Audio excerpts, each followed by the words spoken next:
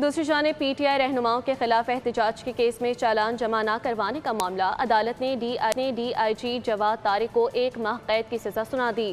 اسلام آباد کے عدالت کے مطابق 1 لاکھ جرمانے کی سزا کا حکم بھی دیا گیا ہے۔ عدالت کی جانب سے انسداد دہشت گردی عدالت کے جج طاہر عباس سپرا نے سماعت کی۔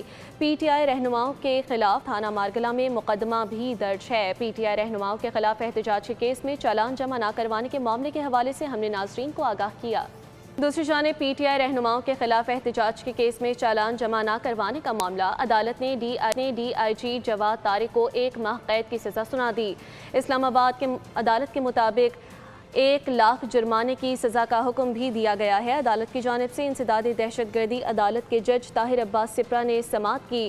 پی ٹی آئی رہنماؤں کے خلاف تھانہ مارگلہ میں مقدمہ بھی درج ہے۔ پی ٹی آئی رہنماؤں کے خلاف احتجاج کے کیس میں چالان جمع نہ کروانے کے معاملے کے حوالے سے ہم نے ناظرین کو آگاہ کیا۔